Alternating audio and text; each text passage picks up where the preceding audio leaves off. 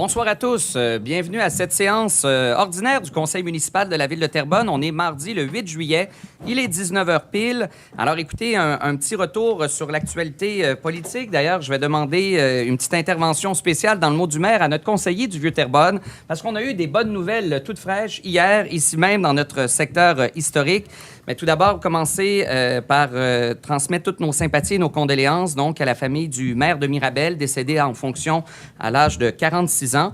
Donc, M. Charbonneau, avec qui j'avais le privilège de siéger au niveau de la table des préfets de la Couronne-Nord.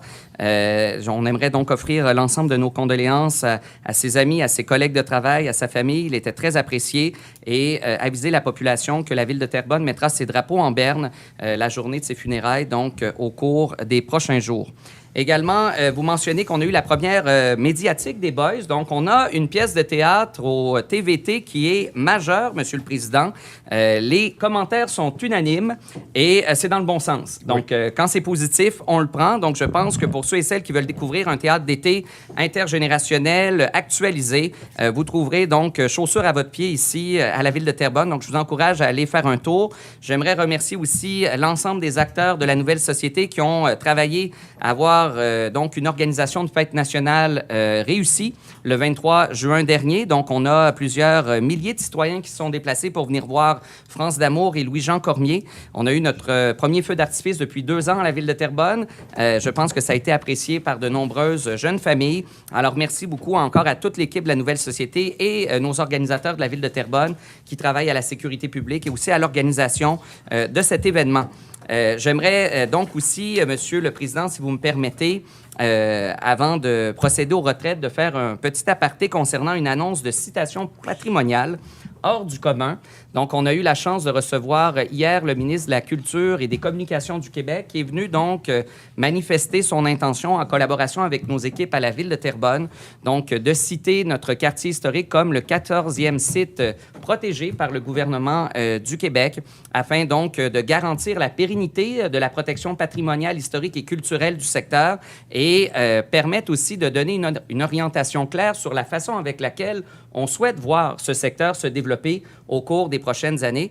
Puis j'aimerais donc, pour vous en parler, céder la parole à un de ceux qui s'est battu depuis les premières heures, et c'était bien avant 1984. Donc, je ne peux pas vous parler de cette période-là, je n'étais pas né, mais lui, il était là. Et déjà, il se battait pour garder ce cachet patrimonial et culturel, donc à la Ville de Terrebonne, qui est rendu aujourd'hui notre signature municipale. Donc, M. Fontaine, si vous voulez prendre la parole, nous vous écoutons. Bon, écoutez, monsieur le maire, merci pour cette présentation.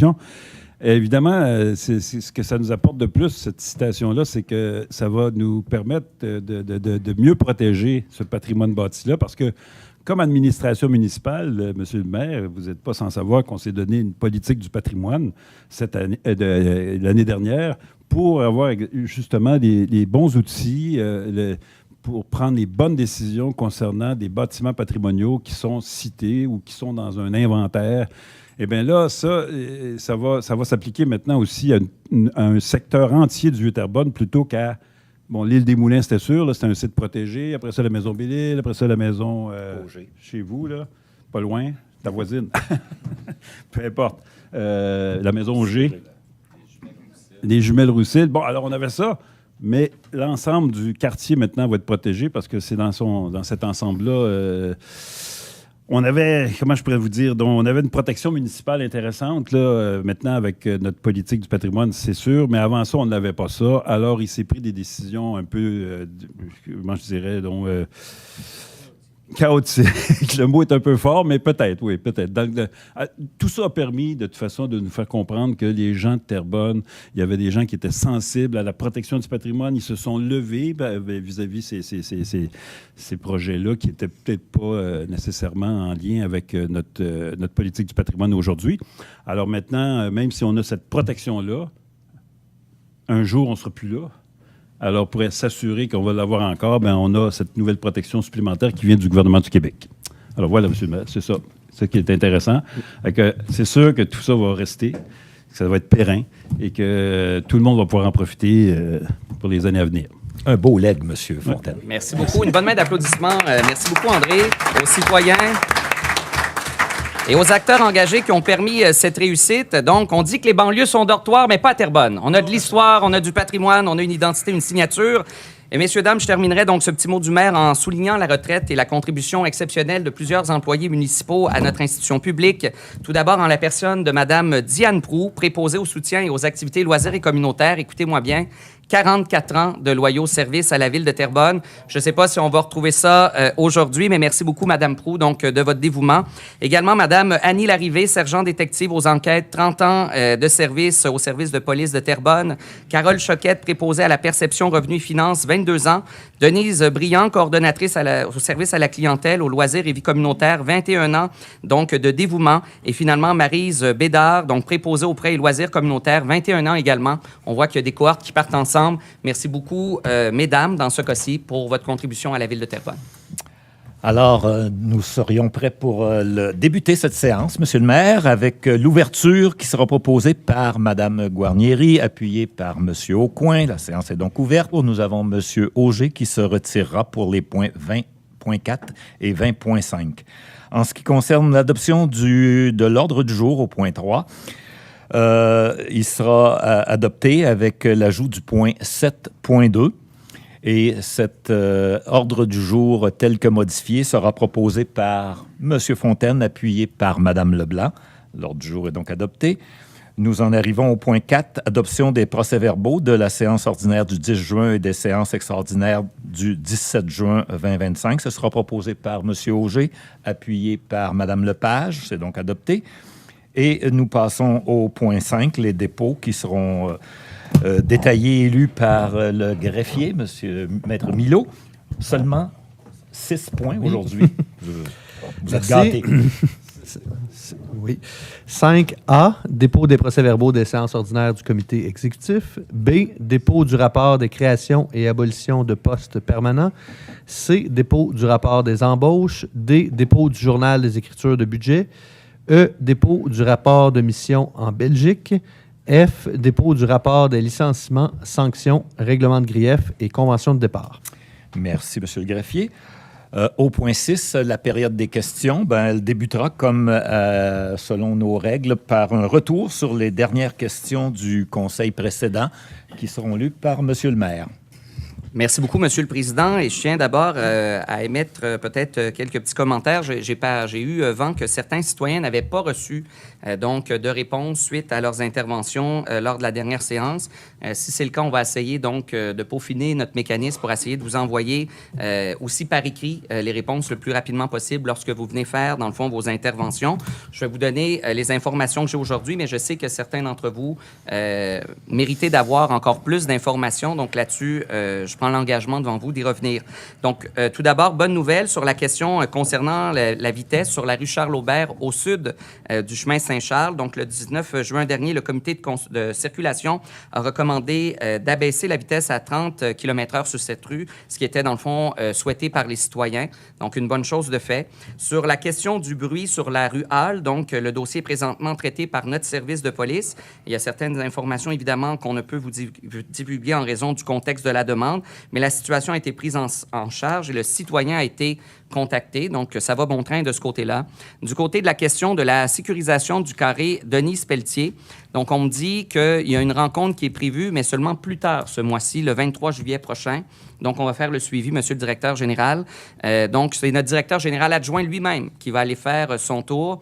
Là-dessus, Alexandre, tiens-nous au courant donc, pour l'analyse de la situation, puis comprendre les enjeux et les mesures d'atténuation qui pourraient peut-être être mises en place pour mieux sécuriser ce carré Denise-Pelletier.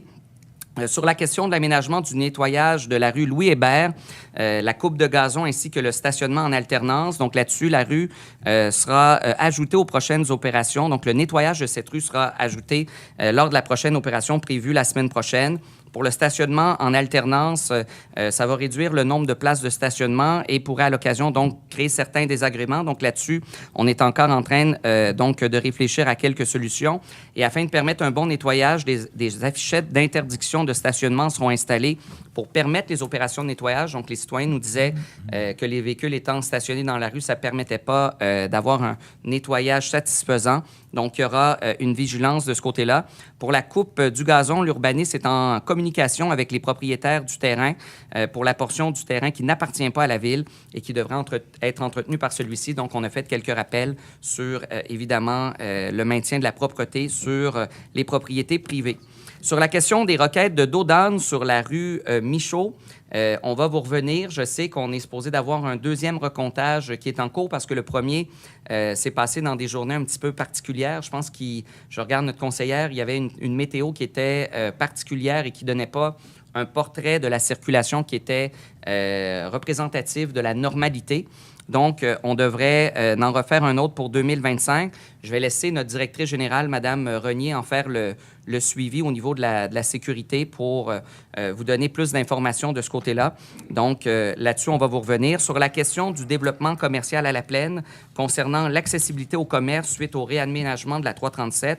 Donc, là-dessus, également, on va vous revenir. Donc, il y a des analyses qui sont en cours actuellement pour voir de quelle manière on peut mieux faciliter l'accessibilité au commerce existant. Évidemment, la sécurité est un enjeu aussi également. Donc, on est en train de voir de quelle manière on pourrait optimiser la configuration du secteur. On va communiquer directement avec les commerces concernés pour essayer de voir quelles pistes de solutions pourraient être les plus acceptables dans leur réalité. Et finalement, sur la question de l'irrigation des fermiers près de la place Longchamp, on m'a dit qu'il y avait eu une visite qui avait été effectuée aujourd'hui à 13h par notre bureau de la sécurité civile. Je n'ai pas eu les résultats de cette visite, mais si le citoyen est dans la salle, il pourra peut-être nous en dire davantage. Il en sait plus que le maire. Donc, mais je sais qu'une action a été posée par la Ville de ce côté. Alors là-dessus, c'est ce qui fait le tour de la dernière période de questions, Monsieur le Président. Merci, Monsieur le maire. Nous en arrivons donc aux questions des gens qui sont présents, qui sont inscrits avant la séance. Comme d'habitude, vous connaissez les consignes, très bref dans les préambules, arriver directement au fait pour qu'on ait le temps d'entendre tout le monde et éviter une situation qu'on a vécue pas plus tard que le mois dernier où on était arrivé à la fin de la période d'une heure réservée aux questions et que les gens n'ont eu que le loisir de poser leurs questions sans obtenir de réponse séance tenante. Et donc, pour débuter la période de questions, j'inviterai Mme Lucie Péloquin à s'avancer.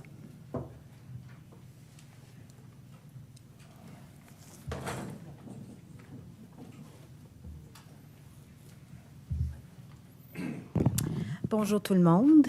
Moi, ça concerne le transport en commun. Depuis 2017 que je pars de la rue Michaud pour aller prendre l'autobus, mais avec ma voiture au terminus de Terrebonne. Je dois dire que nous sommes bien desservis. La 19, la 30, bon, et tout ça. Le problème est que si je veux partir de la maison et prendre la 17 ou la 14 pour me rendre au terminus, là, les heures ne fonctionnent plus pour que j'arrive à l'heure au terminus pour me rendre au CHUM. Moi, je travaille au CHUM à Montréal, puis ça ne fonctionnerait pas.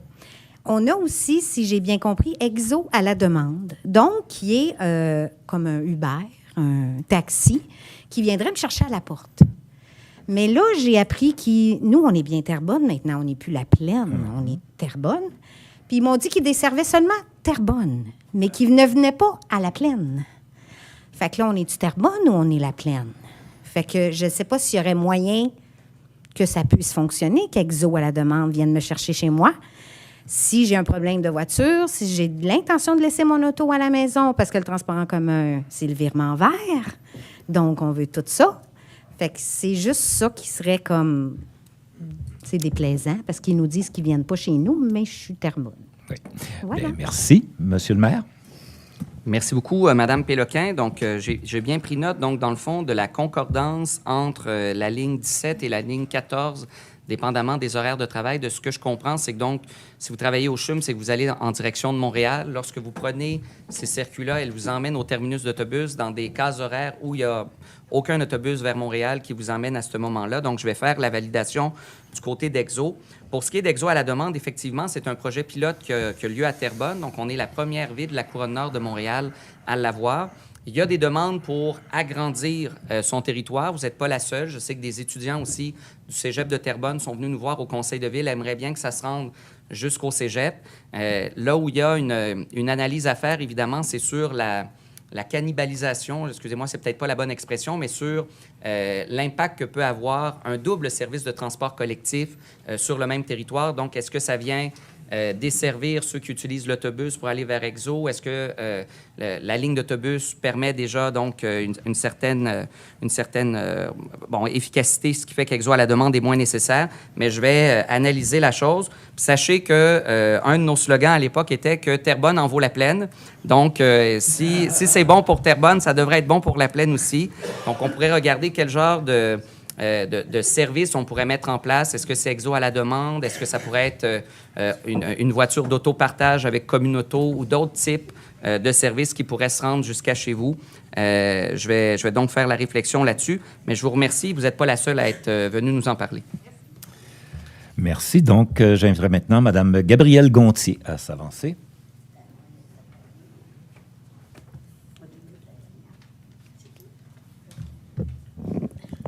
Bonsoir. Ma question concerne le dos d'âne sur la rue Michaud. J'ai parlé à la conseillère rapidement, juste avant que le conseil commence, comme quoi qu'il y a des informations qui ne m'auraient pas été communiquées, donc la question est un peu en double. Par contre, il y a une petite information que j'aimerais ça clarifier. En fait, il y a déjà eu 2 recomptages devant chez nous. Le premier qui a été invalide, si on veut, parce qu'il y avait trop de pluie. Et ensuite, un deuxième comptage a eu lieu la première semaine d'école. Donc, ils sont venus poser les plaques devant chez nous le 28 août avec des policiers sur ma rue qui font un contrôle de la vitesse, étant donné que c'est la rentrée scolaire, au même moment où un jeune garçon de 13 ans s'est fait frapper à Amos. Alors, tout le Québec était vraiment chamboulé par cette nouvelle-là, donc tout le monde roulait prudemment. Et aussi également à ce moment-là, ma rue était une zone de 30. Alors, l'information que j'ai reçue, c'était qu'à 40 km/h, c'était pas tout à fait problématique, mais qu'à 30 km/h, là, on aurait eu notre dos d'âne, mais notre zone était déjà à 30 km/h. Il y avait des policiers qui faisaient de la vigilance. Le Québec au complet était sous le choc d'un jeune qui s'est fait frapper. Et on me dit qu'à 40 km/h, ce serait correct, qu'on aurait comme pas notre dos d'âne, mais qu'à 30, on l'aurait. Fait que c'est vraiment plein d'informations contradictoires et je veux vraiment pas qu'un enfant se fasse encore frapper comme les 2 jeunes filles qui se sont fait frapper devant chez nous il y a 2 ans. Merci. Mme Gontier. Monsieur le maire. Merci, Mme Gauthier, de nous replacer dans la chronologie. Donc, c'est ça, tantôt, je parlais d'une météo un peu plus difficile. Donc, c'était dans le premier recomptage.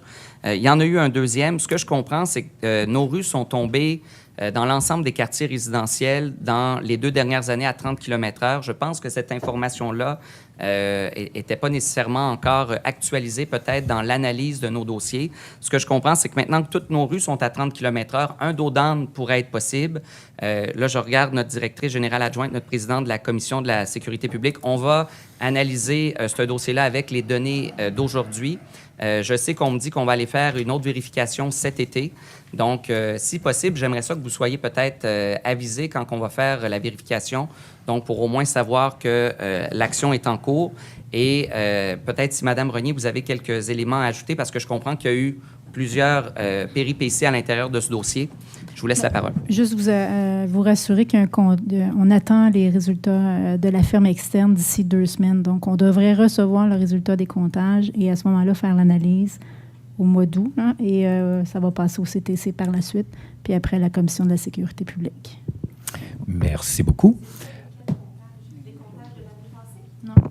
Il y a des comptages qui ont été donnés dernièrement, là. Non, mais la firme va nous remettre ça d'ici 2 semaines. Fait que j'imagine que c'est en préparation pour le faire à ce moment-là. Moi, c'est l'information que j'ai reçue ce soir. Merci. J'inviterai maintenant... Donc, attendez, juste pour être bien certain. Donc, si j'ai bien compris, écoutez, parce que Mme Gauthier, vous êtes venue 2 fois, donc je vais être sûr. Si j'ai bien compris, il y a un nouveau recomptage qui a été fait sur la rue Michaud. Dans 2 semaines, on va avoir les résultats. À partir de ces résultats-là, dans 2 semaines qu'une firme externe est en train de nous faire, on va pouvoir prendre une décision au comité de façon éclairée avec la rue à 30 km/h pour savoir s'il y a des mesures d'atténuation supplémentaires qui peuvent être faites. Puis j'entends les événements que j'ai compris. Donc, je veux juste être sûr, Mme Renier, si vous pouvez juste répéter pour être sûr qu'on ait la même base d'informations. Ce que je suis certaine, c'est qu'on va recevoir les résultats. Est-ce que le comptage est en train de se faire ou ça va se faire dans les quelques jours? Mais on me dit que d'ici 2 semaines, je vais recevoir les résultats. Oui, mais moi, ma question, c'est les résultats, vous allez recevoir dans 2 semaines. Des- C'est les comptages de quoi? De Parce qu'il n'y a, un- pas eu de plaque devant chez nous depuis août l'année passée. Donc, C'est ça ce que je vous veux dis, c'est clarifier. probablement qu'ils vont le faire d'ici 2 semaines et qu'on va recevoir les informations d'ici 2 semaines. Ça va se faire à très court terme, autrement dit. OK, donc dans les prochains jours, Oui, vous tout devrez à fait. avoir des plaques, puis après ça, Le mandat après a 2 été donné. semaines, C'est recevoir ça. les résultats. Oui. OK, là, c'est clair. Parfait. Merci. Madame Gauthier, vous nous tenez au courant? Gontier. Gontier, désolé. Non, mais je compte sur vous. Merci beaucoup. Et maintenant, j'inviterai Mme Marianne Tuot à s'avancer. Bonjour tout le monde. Bon, moi, je suis de la place Longchamp. Oh, OK. Ah, OK, quand c'est gratuit, on le prend, hein? OK, moi, là, c'est juste une petite question, là, pour aller vite, là. C'est parce que moi, je demeure à la place Longchamp. On reçoit souvent une lettre comme quoi il faut nettoyer nos fossés. Moi, je suis une des plus vieilles là-bas. Puis le monde vient de me voir, moi, pour me dire, qu'est-ce qu'on fait avec ça? Bien, tu jettes des poubelles, là, c'est pas nous autres. Fait que moi, j'appelle tout le temps pour dire, ben, on en reçoit des lettres, mais c'est pas nous autres, là, la place Longchamp. On loue des terrains là. Puis là, ça s'est jamais réglé. On en reçoit encore des lettres, puis le monde cogne chez nous, puis me demande qu'est-ce qu'on fait avec ça. Parce que je suis une des plus vieilles, puis c'est juste en face des boîtes aux lettres. Fait que tout le monde arrête là. Là, attention, puis là, ils viennent tous me voir. Dites-nous pas votre adresse en public, là. Non, Gardez-vous une petite discrétion là, pour être sûr. Ouais, moi, hein. Ben, moi, des députés puis des maires chez nous, ça me dérange pas. Mais c'est pour dire, j'aimerais ça qu'il n'y en envoie plus de lettres comme ça à nous autres, que c'est aux propriétaires. Ben, merci OK. beaucoup. Vous allez pouvoir retourner vous asseoir, Monsieur le Ouais. maire. Merci, ne répond merci pas. OK. beaucoup, Madame Mais- Thuot. Écoutez, je vois que Thuot. vous avez une situation effectivement particulière. Vous êtes locataire d'un terrain. Il y a une responsabilité qui appartient donc au propriétaire. Je vais passer la parole à notre directeur général pour vous expliquer un peu quelles sont les actions qu'on peut faire, nous, la Ville, dans un cas comme ça. Puis, mettez-vous pas toute la pression sur les épaules, mais je suis content au moins que vous nous teniez au courant de la Ouais, situation. c'est ça. Ben, merci beaucoup, Monsieur le maire. Ben, ça me fait plaisir. Mais attendez, la vraie réponse, c'est notre directeur qui va vous la donner. Monsieur OK. Villandré, la parole est à vous. Merci, Monsieur le maire. Merci d'être venu pour votre question. Donc, je connais bien l'endroit où vous habitez. Effectivement, c'est une Vous êtes lettre... pas chanceux, hein? non, je ne juge On va pas. rester là. Je ne juge pas, là. En fait, donc, nous, on s'adresse aux propriétaires pour assurer qu'il y a un entretien préventif des fossés. Donc, effectivement, là, ça ne vous concerne pas puisque vous êtes une habitante des des... personnes sont nerveuses Oui. d'avoir des lettres. Puis, Ouais. on a comprends. assez du propriétaire que les autres, on n'en veut Effectivement. pas non plus, là. On va rassurer tout le monde. C'est une lettre qu'on a envoyée de façon générale aux propriétaires qui ont des ponceaux à entretenir. Ça se fait dans une stratégie où on veut limiter les dégâts des surverses lorsqu'il y a des grandes Oui, oui, pluies, ça, c'est comme on important. connaît de plus en plus exactement. Donc, c'est vraiment à titre préventif. Mais merci de nous le signaler. On va s'assurer de porter une attention pour les prochaines fois pour ne pas envoyer des lettres à des personnes qui ne sont pas nécessairement touchées. Merci à l'avance pour tous les résidents qui reçoivent des lettres qui sont séninaires. Là. Merci beaucoup, Ça madame. me rend nerveuse aussi, hein? Ouais. Non, mais Merci. Monsieur Ladouceur, vous avez un complément à ajouter? Ben oui, oui, c'est tannant. Merci Ben, beaucoup, puis Monsieur bonne le Président. soirée. En fait, le seul complément que je voudrais apporter par rapport à ce qui est décrit, le volet, je pense, propriétaire versus locataire des lieux, je pense, a été bien couvert. Par ailleurs, de façon très constructive, moi, je pense que l'appareil municipal doit faire attention quand on rédige ces lettres très générales-là, parce que les citoyens les prennent de façon très personnelle. Alors, il y a un petit ponceau, il y a des endroits où il y a un moratoire, on n'a plus le droit de fermer maintenant des fossés. Et là, les gens reçoivent cette lettre-là, puis là, ça les met rapidement un petit peu, là, je dirais, sur la défensive, peut-être même sur les nerfs dans certains cas, puis alors que finalement, cette lettre-là, elle est générale. Fait que peut-être juste dans la façon de le formuler, que les gens comprennent que ça ne vise pas leur adresse précisément, nécessairement, à moins que ce soit le cas et que dans ce cas-là, ce soit une lettre personnalisée. Mais si c'est général, je pense qu'il faut que les citoyens comprennent que c'est général. Puis à ce moment-là, ça va dissiper, je pense, le petit volet Merci, un peu, là, monsieur. je dirais, sensible. Merci D'accord. beaucoup. Merci, Monsieur Ladouceur. J'inviterai maintenant M. Alain Dubois à s'avancer.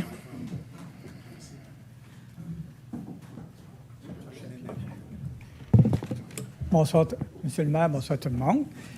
Moi, je suis celui de la rue Hall, que vous avez présenté tantôt. Effectivement, j'ai été contacté ce matin. Merci. J'ai été contacté ce matin, mais j'étais très, très déçu. C'est un policier qui m'a contacté justement sur les articles, même pas sur les articles. Il m'a tout simplement dit ce qu'il avait fait ou ce qu'il va faire.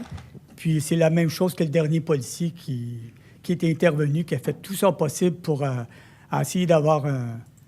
Vous vous souvenez du sujet un peu, oui, là? Oui. C'est le bruit par rapport aux klaxons de nuit. Là. Puis quand je lui ai dit, on a fait toutes les démarches du dépliant, là, parce que les policiers tenaient par rapport du bon voisinage. On a fait l'étape d'aller lui parler régulièrement. Après ça, de l'étape, comment on appelle ça, la négociation en médiation avec les personnes recommandées là. Il ne s'est pas présenté.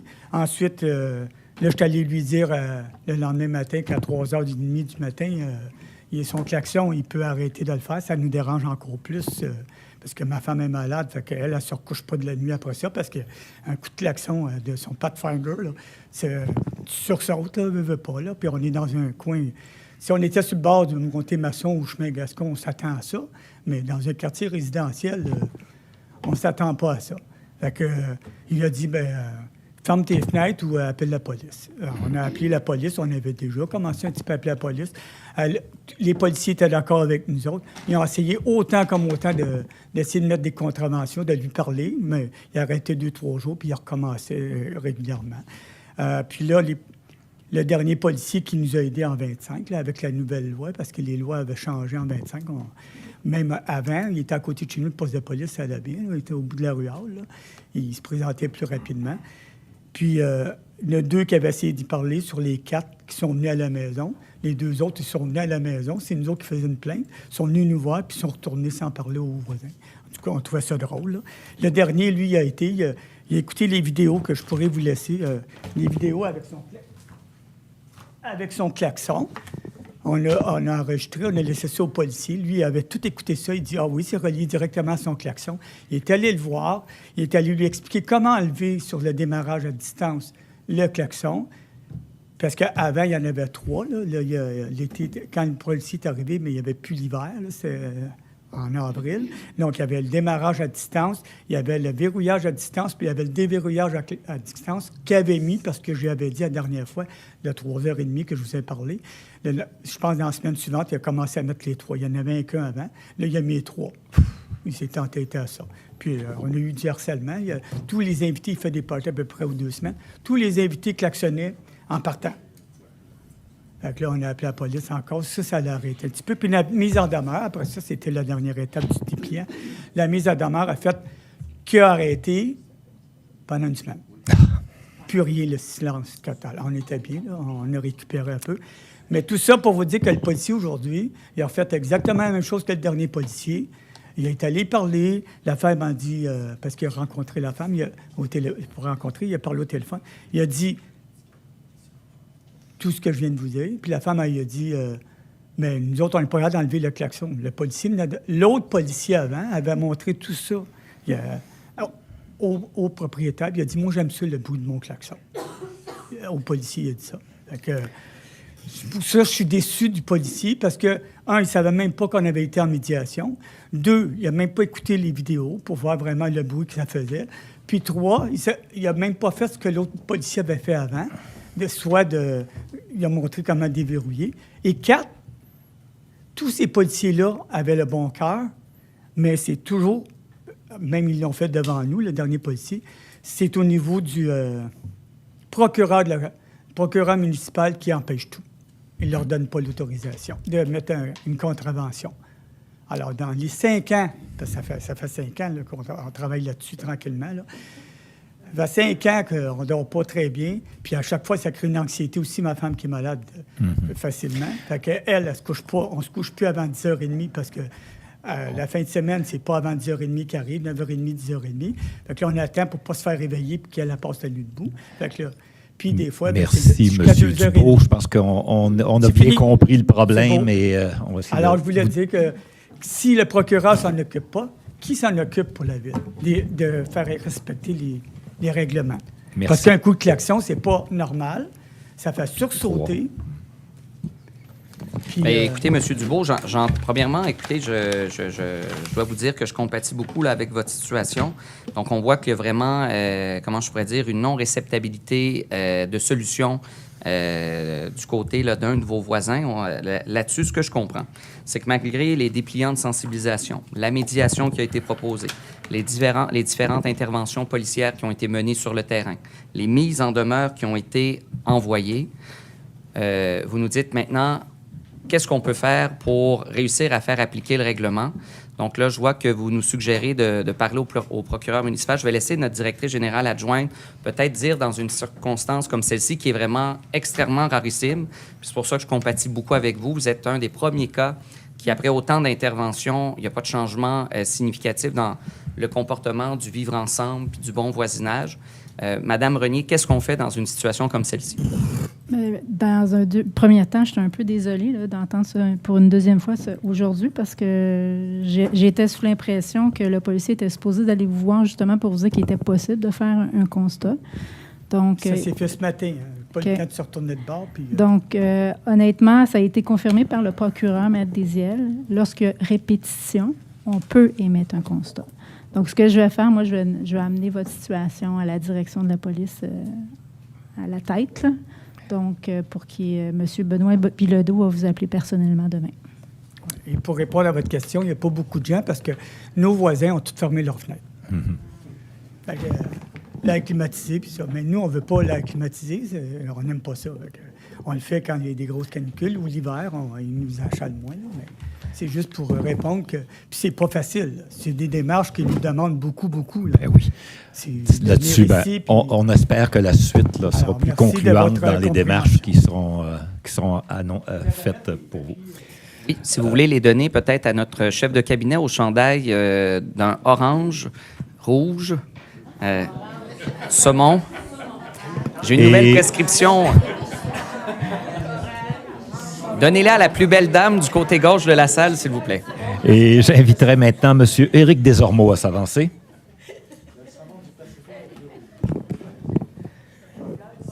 Monsieur le maire, membre du conseil, bonsoir. Bonsoir à tout le monde. Je vais faire ça. Je vais débuter avec un commentaire. Ce matin, je me suis levé. Je vais juste déposer ça. Ce matin, je me suis levé, puis dans le devoir, j'ai vu le vieux Terrebonne. Je veux réitérer.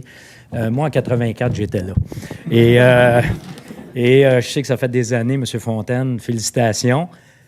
Et j'espère, parce que je ne veux pas mettre un bémol sur mes félicitations, mais j'imagine que la Ville va suivre ça parce que ça vient avec des contraintes aussi pour les propriétaires existants et les gens qui vont dans ce périmètre-là. Changer une gouttière, c'est tout un chemin de Damas, là.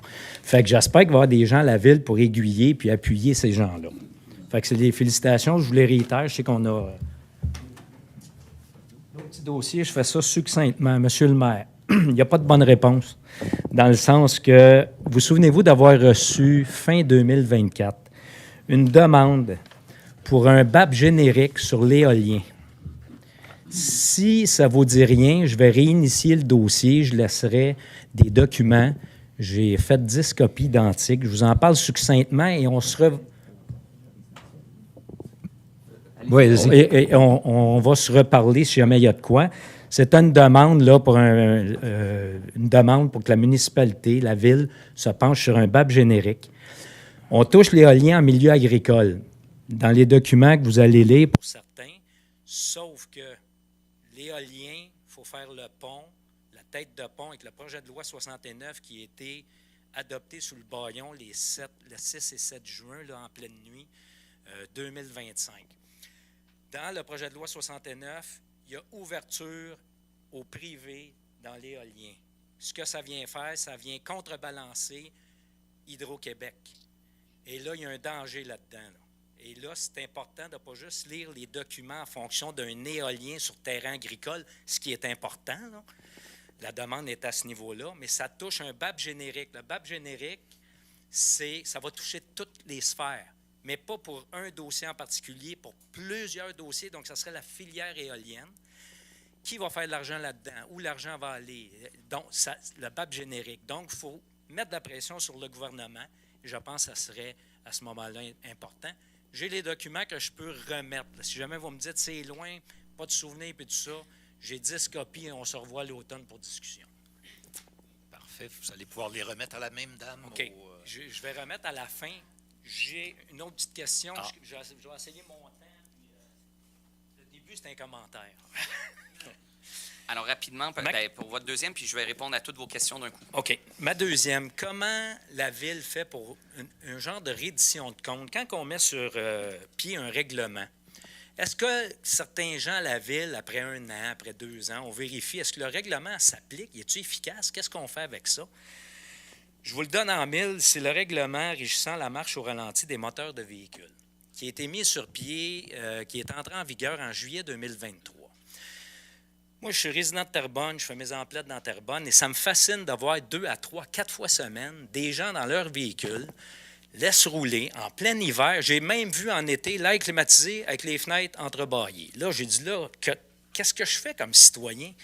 Au caractère que j'ai, je ne suis pas sûr que c'est bien bon, j'ai à l'interpeller directement. Sauf que j'ai fait des démarches. En date du 19 juin 2025, aucun constat. Et ça, c'est le document de la police, là.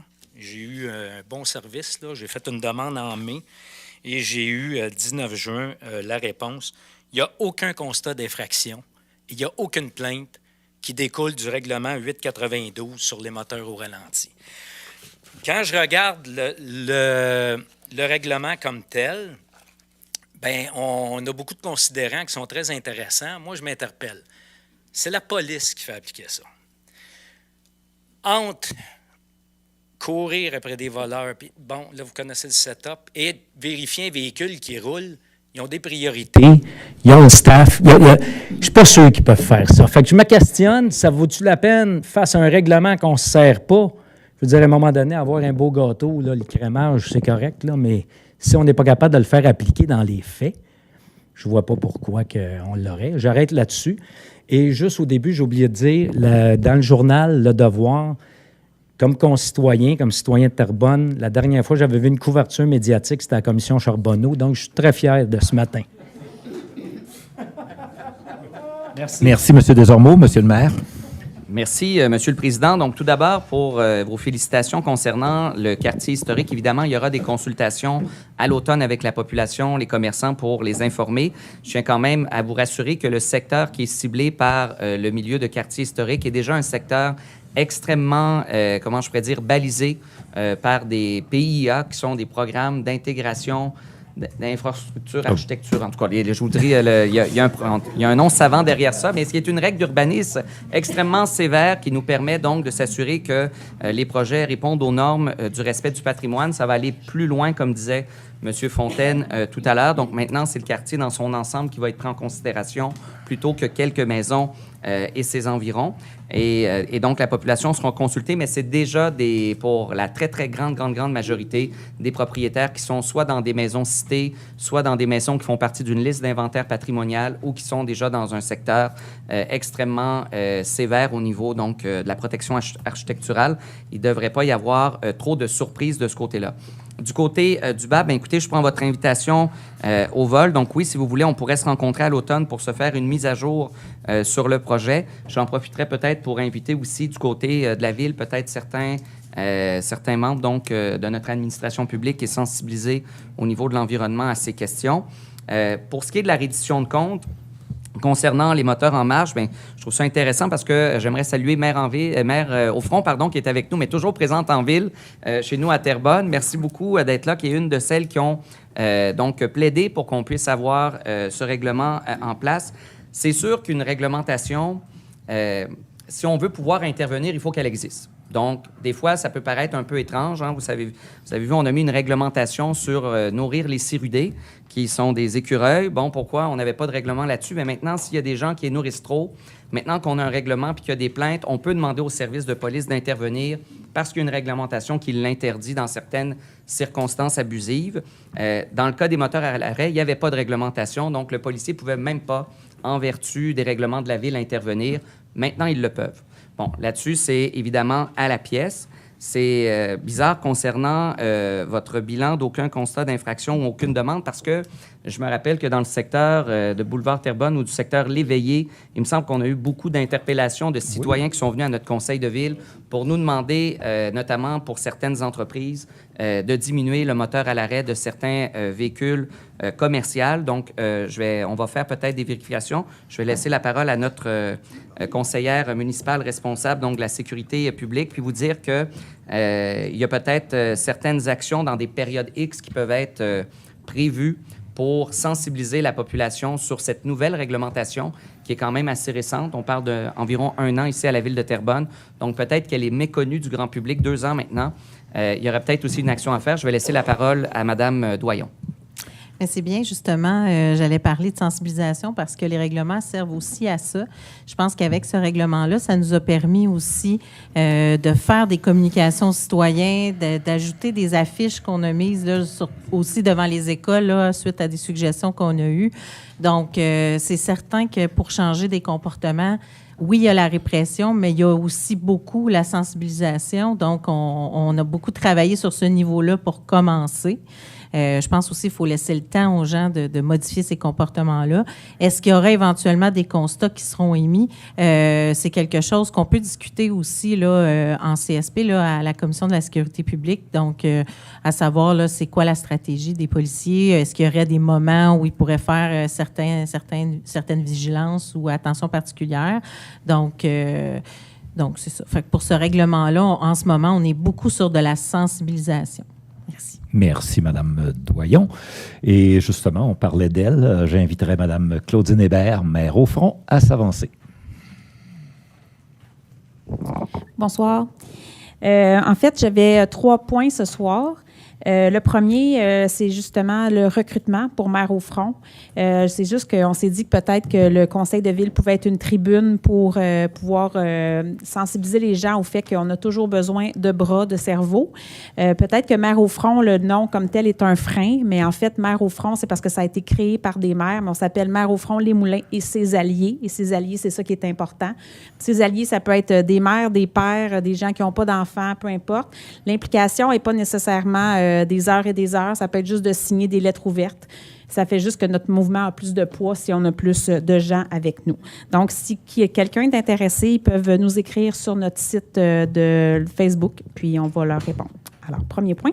Deuxième chose, c'est que hier soir, on a eu une réunion entre maire au front et puis on a parlé du site d'enfouissement.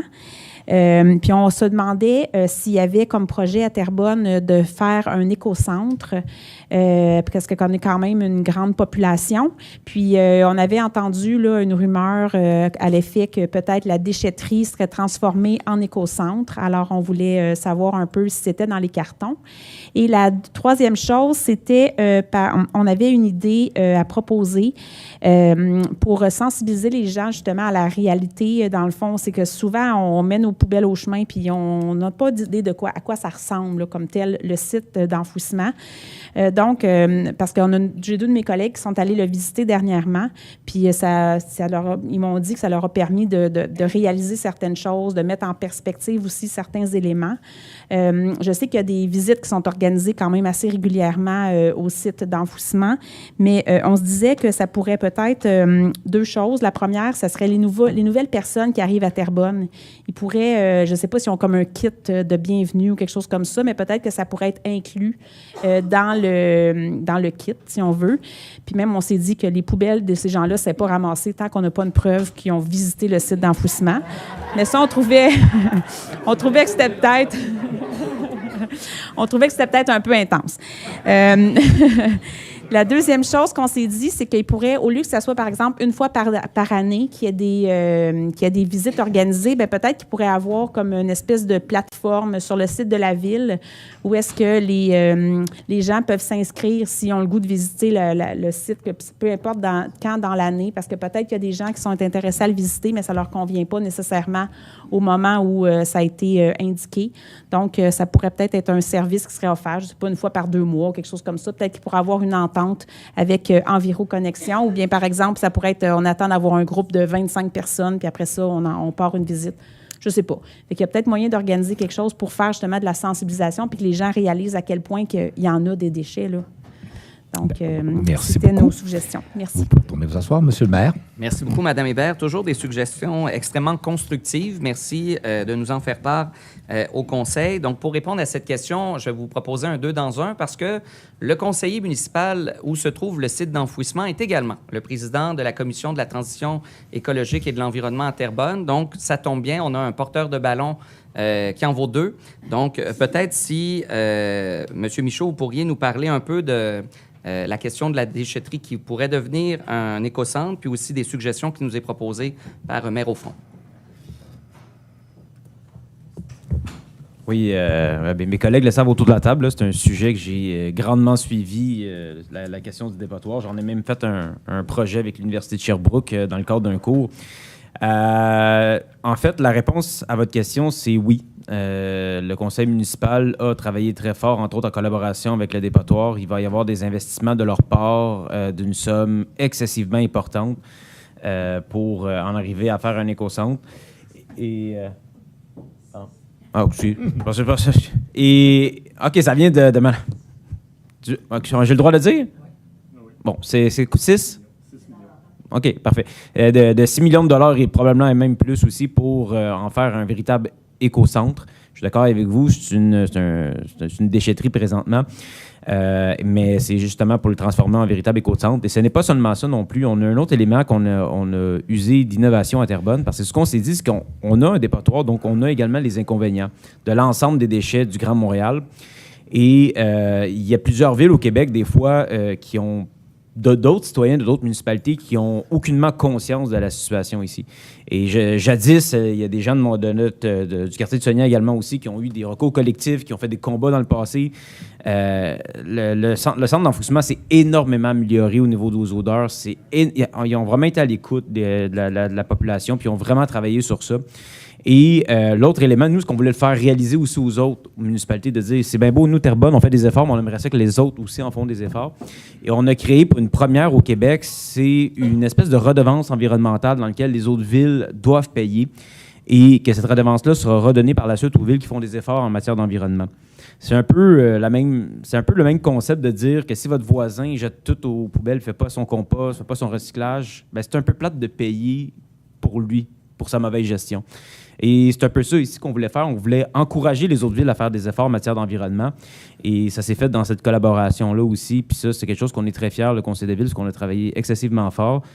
Mais il faut aussi, quand on travaille fort avec eux, il faut une volonté des deux bords. Et il y a eu une très belle ouverture de la part de CEC à ce niveau-là aussi. Pour votre proposition de visite de bac, moi, j'en parlerai avec les représentants directement de l'entreprise. Exactement. En fait, ils sont super ouverts à des initiatives. D'ailleurs, ils ont participé à des brain jazettes avec des élus aussi. Des corvées de nettoyage, tout ça, sont vraiment ouverts. C'est vraiment des gens qui ont l'environnement à cœur. Et moi, je me souviens très bien, à l'école Arc-en-Ciel, j'ai été visiter le site à l'époque. C'était même André Choulac, d'ailleurs, qui est encore là, qui m'a fait la visite. Et je suis convaincu, si vous en parlez, là, il y a des choses qu'eux vont pouvoir avoir des idées. Puis si jamais ils ont des éléments qui impliquent la ville, ils pourront nous en parler. Puis nous, ça va faire plaisir de voir ce qu'on peut faire, nous autres aussi, de notre côté. Là. Mais on a ce problème-là de sensibilisation. Puis on veut aussi sensibiliser même d'autres villes alentours à travers ça. Puis d'abord, on a un beau petit mémoire là, qu'on éventuellement va déposer, nous autres aussi, la ville, à ce sujet-là. Merci beaucoup, M. Michaud. J'inviterai maintenant à s'avancer M. Régent Bouchard.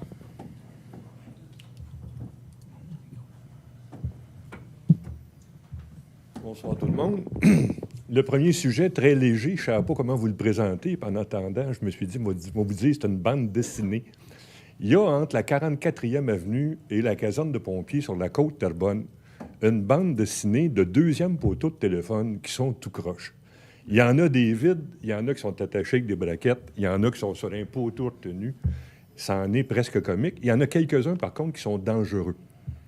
Prêts de tomber sur la côte Terrebonne. Mettez-moi en contact avec la personne qui a la plug chez Bell Canada, Hydro-Québec et Vidéotron, puis on va lui pousser dans le dos qui répare ça tranquillement. Premier sujet facile. Deuxième, l'accès aux documents. Je vous avais parlé à la dernière réunion de l'accès à certains documents. On m'a répondu, en grande partie. Merci, M. Millaud. Par contre, encore tantôt, les états financiers de la Ville ne sont pas sur le site. Je les avais acceptés il y a un mois. Je pense qu'on est en retard. On m'a répondu qu'aussitôt qu'on pourrait, on les publierait et on les enregistrerait. L'accès aux documents m'amène à mon troisième sujet, la fameuse 42e. Ça achève. Effectivement, ils ont sorti, oui, je sais, ils ont sorti l'appel d'offres le 25 juin, l'ouverture des soumissions 15 juillet. J'ai fini par les avoir, les plans et devis. Il a fallu que je travaille fort et que je fasse aller mes contacts, mais j'ai eu les plans et devis, pas de la Ville, d'une entreprise privée. Et ça, la bonne nouvelle qui va avec ça, M. le maire, ce que je comprends, c'est que moi, je voudrais rencontrer quelqu'un pour en parler de ces plans et devis. J'ai des questions sur les plans et devis. Je vais vous donner juste un exemple, puis je ne vais pas tomber dans un problème technique, là. Quand on nous a présenté le projet, quand on vous a présenté le projet d'asphalter la 42e, on nous a dit qu'on mettrait 1000 mm de matière. Quand on s'en va en appel d'offres, on est rendu à 700. Pourquoi? Vous avez voté, vous aussi, pour 1000. C'est ça la présentation qui a été faite. Je veux juste des questions comme ça. Puis même que notre consultant qui a fait les analyses de sol, lui, recommande 810 d'épais. Mais j'ai d'autres questions avec ça. Ce que j'ai compris, grâce aux démarches de Mme Couturier, c'est que dès les retours de vacances de M. Dufresne, quelqu'un m'appellerait. Puis on me donnerait l'occasion de m'asseoir avec quelqu'un. C'est ça ma question aujourd'hui. Et donc, j'aimerais ça qu'on me confirme que je vais avoir la chance de m'asseoir avec quelqu'un. L'accès aux documents, merci beaucoup pour le reste. Les photos, c'est une bande dessinée, là. Mais mettez-moi en contact avec quelqu'un. Vous allez voir, ça va être... Merci, M. Bouchard. J'ai apporté des photos, vous auriez vu la bande dessinée. On attendait qu'il y ait une nouvelle PDG à Hydro-Québec avant de te lancer, Régent, dans cette aventure. Maintenant qu'elle est en poste... Non, mais écoutez, tout d'abord, je vois très bien l'image que vous voulez véhiculer. Et d'ailleurs, c'est déjà en réflexion dans nos cartons. On a des gens qui travaillent chez Hydro-Québec dans la salle. C'est pas banal comme travaux. Vous avez parlé aussi des partenaires qui sont Bell et Vidéotron lorsque vient le temps de faire certains travaux qui touchent ces poteaux de téléphone. On a du côté de la piste cyclable de la Côte-Terrebonne qu'on veut développer.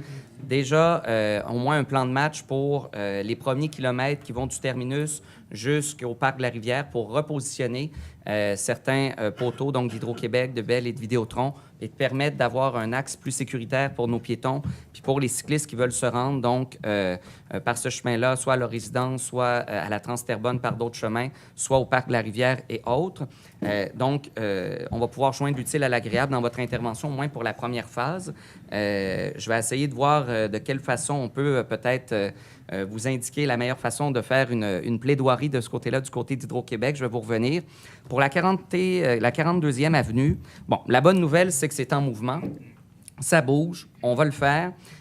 Pour ce qui est des détails, plus dans le micro, je dois vous avouer que là, M. Bouchard, moi, entre le 1000 mm et le 700, je ne suis pas la bonne personne pour vous répondre là, au niveau du gravier, mais je prends l'engagement devant vous qu'on va vous trouver l'interlocuteur avec qui vous allez pouvoir poser des questions. Finalement, pour la question de l'accès aux documents, bien, je remercie Maître Millaud là, d'avoir permis la transmission lors du dernier conseil. Je tiens à rassurer quand même les gens. À chaque année, nos états financiers sont déposés sur le site. Est-ce qu'on est en avance, on est dans les temps, on est en retard? Ça, on me dit que ça va être fait prochainement, donc on va essayer de les déposer le plus rapidement possible. Ça a été voté, donc, il y a déjà quelques semaines. Alors, je suis certain que vous allez nous tenir au courant sur ce dossier que j'ai hâte de voir finaliser, M. Bouchard. Et maintenant, ce serait donc au tour de Mme Janine Cossette à s'avancer. Bonsoir, Monsieur le maire. Bonsoir, Mesdames, Messieurs. Alors, Janine Cossette, vous savez que je m'intéresse beaucoup au patrimoine. Alors, ça me fait vraiment plaisir de voir que Québec nous reconnaît avec notre belle histoire. On s'est battu toujours. Vous savez, la Société d'histoire, en réalité, a travaillé très fort. Et moi, en 1973, on a travaillé très fort au niveau de la SODEC, au niveau de tous les comités. Les bâtiments sur l'île Saint-Jean, autant comme les bâtiments qu'on a remis vraiment en cause à l'île des Moulins. Moi, j'étais conseillère municipale à ce moment-là et c'était mon dossier. Loisirs et culture. Alors, la construction des bâtiments, on a travaillé fort. Alors, moi, je suis très fière de voir cette bonne nouvelle-là. La chose dont je ne suis pas très fière, puis qu'il y a beaucoup de gens qui en parlent, et que j'aimerais qu'on revienne à la SODEC. Société de développement touristique de Terrebonne. Ça, c'est vraiment un titre patrimonial. La nouvelle société, c'est quoi la nouvelle société?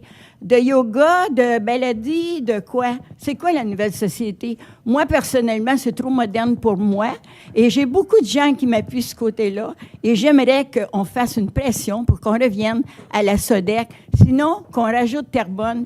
Et en même temps, M. le maire, comme vous allez en élection bientôt, vous savez très bien, quand on est politicien, qu'on veut avoir des projets qui nous ressemblent. Actuellement, on semble vouloir donner beaucoup à la nouvelle société, mais moi, je suis contre ça. Parce que c'est nous, Terrebonne, qui finançons ces gens-là. Dernièrement, j'ai tombé dans des papiers anciens de chez moi et c'est des corporations. J'étais là au moment où on a commencé les corporations. Alors, on a des corporations qui relèvent de nous. C'est notre argent qu'on donne des subventions. Alors, je pense qu'on devrait être un peu plus identifié. Alors, ça, c'était mon sujet. Merci beaucoup de m'avoir écouté. Merci, Mme Cossette. Monsieur le maire. Merci beaucoup, Mme Cossette. Et bon retour au Conseil de ville. Vous nous avez manqué. Et malgré peut-être quelques intempéries personnelles, ça ne vous a pas empêché de fêter la fête de votre fondation et de revenir en force, donc, aujourd'hui, en plein mois de juillet. Donc, sachez qu'on est content de vous revoir. Pour ce qui est, effectivement, donc, de l'appartenance au niveau de la culture à Terrebonne, c'est notre signature. Pour ce qui est du nom de notre corporation, j'entends votre message. Évidemment, c'est des corporations qui ont leur propre conseil d'administration. Donc, la Ville n'a pas un droit de regard ou de veto sur leurs décisions. Donc, elles sont autonomes. Par contre, comme dirait le général de Gaulle, la non-ingérence, mais la non-indifférence, c'est certain que c'est des organismes qui sont mandatés par la Ville, qui font partie aussi de notre fiscalité municipale, donc qui font partie de notre champ de fiscalité, donc par notre vérificatrice municipale. Alors là-dessus, évidemment qu'on surveille ce qui se passe. Donc, j'entends votre désaccord. J'entends aussi votre suggestion de dire, est-ce que Terrebonne pourrait ressortir un peu? Moi, ce qu'on m'avait dit à l'époque, c'était qu'il y avait une certaine confusion parce qu'il y a la SODEC et il y a la SODEC. Et les deux se disent de la même façon. Donc, la SODEC québécoise, qui est donc l'organisme national, et la SODEC avec un T muet de Terrebonne. Et là, des fois, il y avait confusion dans l'utilisation du mot de la SODEC. Est-ce que c'était l'organisme québécois? Est-ce que c'était l'organisme terrebonnien? Mais j'entends le fait que le mot Terrebonne peut-être pourrait être plus audible en certaines circonstances. Mais là, vous parlez au maire de Terrebonne. C'est sûr que moi, du Terrebonne, vous mettez ça dans tout, puis ça me fait du bien. C'est comme du basilic dans tous les plats. Mais reste qu'il faut que je convainque peut-être le conseil d'administration de voir de quelle façon on pourrait l'utiliser à l'occasion. Alors, je regarde notre président de la commission de la culture. Je vais voir si certains messages peuvent être faits, mais comme je vous dis... C'est mon futur ami, là. Et c'est votre futur ami. Oui, parce qu'il s'en va dans l'équipe des retraités bientôt, c'est ça? Non? Il s'en vient avec moi dans pas grand temps. Okay. Et je lâcherai pas le morceau. Il faut rajouter Terrebonne parce que c'est trop moderne et ça nous exclut les gens qui avons travaillé très fort pour l'île des Moulins. Alors, on s'est battu toujours. André, ça fait longtemps qu'on se bat, hein? Depuis le début, j'étais avec toi. Et je lâcherai pas le morceau. Il y a tellement de monde qui m'en parle. Je me sens très forte et je lâcherai pas. Merci.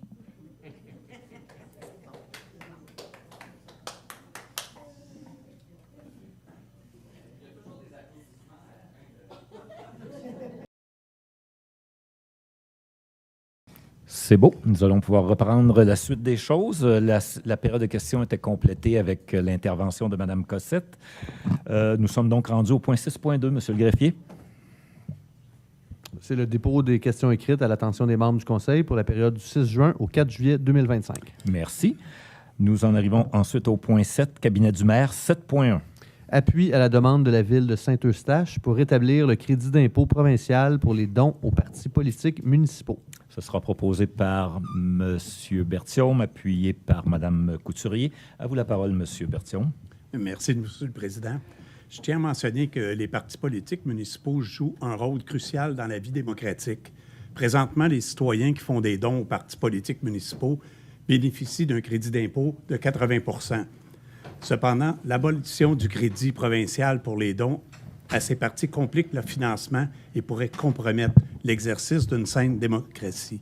C'est pourquoi nous appuyons la demande de la Ville de Saint-Eustache de rétablir ce crédit pour 2026 et les années suivantes. Et nous interpellons nos députés locaux à ce sujet. Merci, M. Berthiaume. C'est adopté. 7.2. Prolongation du contrat de travail du directeur général de la Ville de Terrebonne, poste cadre contractuel à temps complet. Proposé par M. le maire, appuyé par M. Ladouceur. À vous la parole, M. le maire. Merci beaucoup, Monsieur le Président. On attendait de régler toutes nos conventions collectives avant de régler celle de notre directeur général. Donc, blague à part, écoutez, j'aimerais féliciter Monsieur Villandré donc pour le renouvellement de son contrat. Donc, il est avec nous depuis 3 ans à la Ville de Terrebonne. Je pense qu'on a vu, de par sa bienveillance, son dynamisme, son énergie, les résultats qui ont été transposés dans notre appareil municipal. Je pense que le climat de travail s'est amélioré.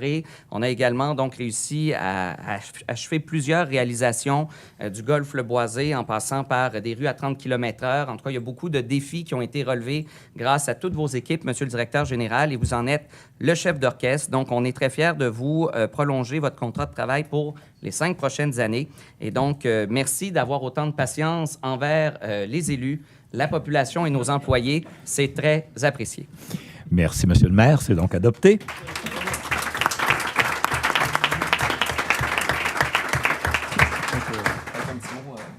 Un petit mot, M. Villandré, allez-y. Bien, merci beaucoup pour M. le maire et tous les membres du conseil et même les collègues puis citoyennes, citoyens. Merci pour la confiance. Tout ça, je ne suis pas important que personne d'autre là-dedans. C'est le travail d'équipe. Donc, le travail d'équipe avec le conseil, avec les citoyennes, les citoyens, puis aussi avec les 1349 employés qui composent notre grande ville puis qui rendent des services. Tout n'est pas toujours parfait. Donc, le rôle, c'est justement de travailler en équipe. Puis, il y a un mot-clé dans tout ça, puis vous l'avez nommé, Monsieur le maire, c'est le dialogue, de se parler. Même quand ça ne va pas bien, il faut continuer à se parler. C'est comme ça qu'on trouve des solutions. Merci pour la confiance réitérée. Merci, M. Villandré. Au point 9, à la direction générale, 9.1, M. le greffier. Approbation et signature de la convention de subvention avec le ministère des Relations internationales et de la francophonie dans le cadre du programme d'appui à l'internationalisation des villes et municipalités du Québec pour une aide financière de 8 750 $. Proposé par M. Michaud, appuyé par Mme Doyon. À vous la parole. Oui, ça fonctionne. Oui, bien en fait, cette subvention, elle nous a permis, puis c'est entre autres notre maire qui a travaillé très fort, d'ailleurs, il faut le souligner à ce niveau-là, justement à financer cette mission-là en grande partie. Et c'est grâce à cette subvention-là qu'on est en mesure, en fait, là, de réaliser cette mission avec le succès qu'elle a connu. On a fait le dépôt, en fait, de ce rapport-là en dépôt de séance pour les gens qui veulent aller l'avoir. Il faut comprendre aussi que les villes ont un rôle à jouer à l'international de plus en plus. Et c'est justement cette situation-là nous a permis, avec la situation tarifaire aux États-Unis, d'amener des entreprises avec nous, des entreprises de Terrebonne, à les amener au plein cœur de l'Europe, en fait, à travailler à faire du maillage, à travailler à faire des liens et à travailler à faire de la diversification économique pour nos entreprises et des débouchages en Europe aussi. Et c'était un franc succès pour l'avoir vu et vécu, de voir ces entrepreneurs-là non seulement dépasser leur horaire pour ajouter d'autres rencontres pour continuer à rencontrer d'autres entrepreneurs. Puis on voit encore le succès que ça a ici. C'est un succès qu'il y a eu sur le plan économique, social et également, j'en passe, il y a eu social, économique et éducation également aussi, qui était un autre franc succès aussi. On a la hutte que Valérie a la chance d'accompagner à travers ça, qui ont des mariages qui ont été établis, des ententes, des protocoles qui ont été faits. Et donc, ce tout-là a été, entre autres, permis grâce à cette subvention-là. Et donc, voilà, c'était, je pense, un franc succès. Et vous avez le rapport, en fait, là, en toute transparence, qui a été déposé aujourd'hui. Et on pourrait même ajouter, mais on va garder le punch pour plus tard, des retombées économiques pour Terrebonne qui sont à venir très intéressantes à la suite de cette mission à laquelle j'ai participé. Nous en arrivons donc, c'est adopté, nous en arrivons donc au point 9.2, M. le greffier. Adoption du chapitre plan particulier d'intervention cyberattaque afin qu'il soit intégré au plan municipal de sécurité civile. Ce sera proposé par Mme Guarnieri, appuyé par M. Maldonado. À vous la parole. Ce plan d'intervention vise à améliorer la capacité de réponse de la Ville en cas de cyberattaque. Considérant les incidents de cyberactivité survenus dans d'autres villes et institutions, il est essentiel de se doter d'une structure de réponse optimale pour ce type de situation. Merci, Mme Guarnieri. C'est adopté. au point 9.3. Approbation et signature du protocole d'entente avec Ambulance Saint-Jean pour la collaboration lors de sinistres majeurs pour une période de 2 ans pour une dépense totale de 37 475. Proposé par Mme Doyon, appuyé par M. Corbeil, c'est adopté. 9.4. Approbation de l'adoption par la Régie d'aqueduc intermunicipale des Moulins du règlement d'emprunt 47 décrétant divers travaux et autorisant un emprunt au montant de 1,7 million. Proposé par M. Ladouceur, oui, et appuyé par M. Berthiaume. À vous la parole. Merci beaucoup, M. le Président. En fait, rapidement, là, c'est juste qu'on aime ça avoir des explications qui viennent avec la transparence d'une résolution comme celle-là. Donc, l'ARAIM va contracter un règlement d'emprunt pour des travaux et plus précisément sur le territoire de Mascouche, tout près à la limite de Terrebonne, donc chemin Gascon et la rue Chaillé. On a un débitmètre qui sert à calculer l'eau qui circule dans les conduites maîtresses et qui est problématique présentement. Là, il y a une légère fuite, c'est contenu, ça fonctionne bien. Par ailleurs, elle est sur un terrain privé. Donc, on va profiter de ces travaux-là pour ramener la conduite sur une emprise municipale. Et pour ce faire, bien évidemment, il faut pouvoir ici, administrativement, entériner la décision que la Régie d'aqueduc intermunicipale des Moulins a prise. Et donc, Mascouche va faire exactement la même chose dans son propre conseil de ville également. Merci. Merci, M. Ladouceur. C'est adopté. Au point 12, direction du greffe et des affaires juridiques, 12.1. Adoption finale du règlement 831-2, abrogeant le règlement décrétant l'acquisition et l'implantation d'équipements pour l'utilisation des ondes radiocommunication de technologie P25. Proposé par Mme Doyon, appuyé par Mme Guarnieri, c'est adopté. Au point 13, direction des finances et de l'approvisionnement, 13.1. Adoption finale du règlement 434-2 concernant divers travaux sur le boulevard Carmel, ainsi que des travaux d'aménagement paysager et d'un lien cyclable afin de modifier les montants, annuler le solde résiduaire et porter le montant de l'emprunt de 1,1 à 670 000. Proposé par Mme Couturier, appuyé par Mme Guarnieri, c'est adopté. 13.2. Adoption finale du règlement 393-1 décrétant des travaux de construction à l'usine de filtration du secteur La Plaine afin de modifier les montants, annuler le solde résiduaire et porter le montant de l'emprunt de 865 à 232 000. Proposé par M. Ladouceur, appuyé par Mme Moka, c'est adopté. 13.3. Approbation de la nomination par intérim de Mme Yvonne Dubuc à titre d'assistante trésorière pour la période du 4 juillet au 22 août 2025. Proposé par Mme Couturier, appuyé par Mme Leblanc, c'est adopté. 13.4. Nomination de Mme Marisol Pelletier à titre de membre indépendant au comité de vérification pour une période de 2 ans. Proposé par Mme Leblanc, appuyé par M. Ladouceur. À vous la parole, Mme Leblanc. Nous adressons nos plus sincères félicitations à Mme Marisol Pelletier pour sa nomination au sein du comité de vérification. Son expertise approfondie, acquise notamment dans le cadre de ses fonctions d'auditrice à Hydro-Québec et à la Société des alcools, contribuera à un apport précieux pour notre comité. Rappelons que ce comité est composé de 5 membres, dont 3 provenant du conseil d'administration et 2 membres indépendants. Merci, Mme Leblanc. C'est adopté. 17, direction des travaux publics, 17.1. Adoption finale du règlement 943 décrétant l'acquisition et le remplacement de véhicules et d'équipements et un emprunt au montant de 18,6 millions. Proposé par M. Berthiaume, appuyé par M. Auger, c'est adopté. 17.2. Adoption finale du règlement 890-1, modifiant le règlement décrétant l'acquisition et l'installation de bornes de recharge pour les véhicules électriques municipaux de la Ville afin d'augmenter le montant de l'emprunt de 1,8 à 3,4 millions. Proposé par M. Michaud, appuyé par M. Aucoin, c'est adopté. 17.3. Avis de motion et dépôt du projet de règlement 2507 décrétant des travaux de réfection de regards et de puisards, de ponceaux de rue ainsi que de pavage sur diverses rues et un emprunt au montant de 3,9 millions. L'avis est donné par Mme Lepage. À vous la parole. Merci, M. le Président. Ce règlement permettra la réalisation de nombreux travaux prévus au plan triennal d'immobilisation, notamment la réfection et l'ajustement des regards, puisards et boîtes de vannes, la mise à niveau, la réfection et le remplacement et la réhabilitation des ponceaux qui présentent un risque d'affaissement, des travaux de réfection de la chaussée sur diverses rues de Terrebonne et déterminés en fonction de l'état de dégradation de la chaussée. Ce règlement est donc essentiel pour nous permettre de maintenir nos rues, nos ponceaux et nos puisards en bon état. Merci, Mme Lepage. C'est adopté. 17.4. Autorisation d'un amendement budgétaire de 118 000 pour l'année financière 2025 de la réserve financière Fonds Bleu vers le poste budgétaire de la Direction des travaux publics. Proposé par M. Ladouceur, appuyé par Mme Leblanc. C'est adopté. 17,5. Autorisation d'un amendement budgétaire de 357 000 pour l'année 2025 de la réserve financière Fonds Bleu vers le poste budgétaire de la Direction des travaux publics. Proposé par Mme Lepage, appuyé par M. Ladouceur. À vous la parole. Merci beaucoup, Monsieur le Président. En fait, faut premièrement noter le fait que Terrebonne a investi massivement dans l'entretien et l'amélioration de ses infrastructures municipales. Évidemment, je vais utiliser l'expression consacrée là, que notre maire Traversy là, a utilisé, le fameux traitement de canal. Donc moi, j'avais toujours la référence chez mon dentiste. C'était pas les moments les plus réjouissants de ma vie.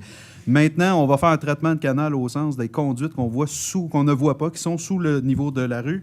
Donc, il y a 2 contrats qui permettent de poursuivre ces travaux de nettoyage-là, et donc nos plusieurs et conduites d'égout. En 2025, la Ville prévoit le nettoyage de 148 km de conduite et, attention, 5600 puisards. Donc, avec un entretien récurrent qui va permettre de couvrir l'ensemble du réseau à tous les 5 ans. Donc, voilà, le plan triennal de mise à niveau aussi des bassins de rétention et des ouvrages de gestion des eaux pluviales est en place et les travaux prévoient de prioriser les endroits qui ont été les plus touchés en août dernier par le passage ou en fait le restant du passage de l'ouragan Debby. Donc, ces actions-là visent à renforcer la résilience de la Ville face au changement climatique, notamment en matière de gestion de l'eau. Merci, M. Ladouceur. C'est adopté. 17,6.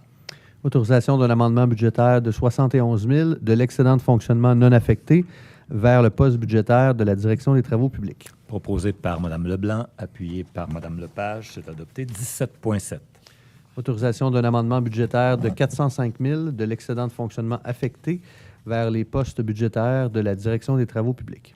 Proposé par M. Auger, appuyé par Mme Leblanc. C'est adopté.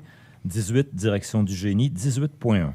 Adoption finale du règlement 709-1, abrogeant le règlement pourvoyant aux honoraires professionnels pour la reconfiguration du boulevard Laurier et le prolongement des services entre la rue de l'Hortensia et la rue Maria. Proposé par Mme Moka, appuyé par M. Berthiaume. C'est adopté. 18,2. Adoption finale du règlement 928, décrétant des travaux de construction d'une voie de desserte de l'autoroute 640 entre le chemin Gascon et le prolongement projeté de la rue d'Angora et un emprunt au montant de 8,2 millions. Proposé par M. Maldonado, appuyé par M. Ladouceur. C'est adopté. 18,3.